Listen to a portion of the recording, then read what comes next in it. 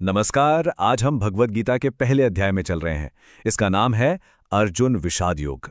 ये एक ऐसा दरवाज़ा है जो खुलता तो है गहरे दुख और कन्फ्यूजन से, लेकिन ये रास्ता दिखाता है परम ज्ञान की ओर।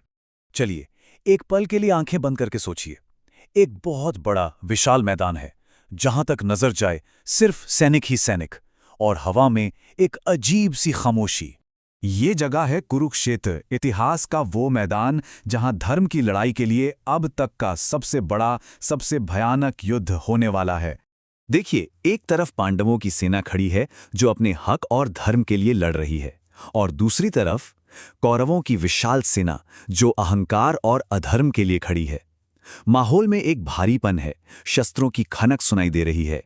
और इन दोनों सेनाओं के ठीक बीचों बीच अपने रथ पर खड़े हैं उस युग के सबसे बड़े धनुर्धर अर्जुन। वो योद्धा जिनका निशाना कभी नहीं चूकता।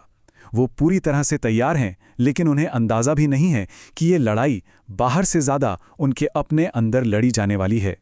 और बस यहीं से उस महान योद्धा के मन में एक ऐसी उलझन शुरू होती है, एक ऐसा कन्फ्यूजन जो उन्हें तोड़कर सच से जोड़ने वाला था।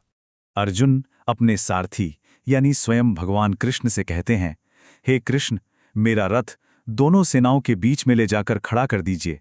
मैं देखना चाहता हूं कि मुझे लड़ना किससे है।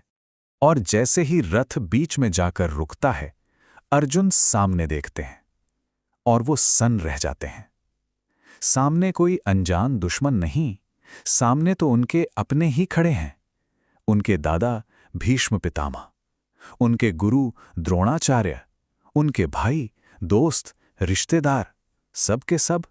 बस उस एक पल में उस महान योद्धा अर्जुन का सारा आत्मविश्वास, सारा पराक्रम जैसे हवा हो जाता है।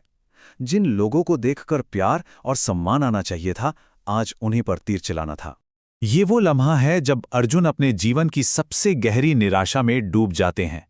एक ऐसा अंधेरा जहां से उन्हें बाहर निकलने का कोई भी रास्ता नजर नहीं आ रहा था। उनकी आवाज कांपने लगती है। वो कृष्ण से कहते हैं, हे कृष्ण, मेरे हाथ पैर कांप रहे हैं, मेरा गला सूखा जा रहा है, पूरा शरीर सिहर रहा है। और फिर वो कहते हैं, मेरा गांडीव धनुष मेरे हाथ से छूटकर गिर रहा है।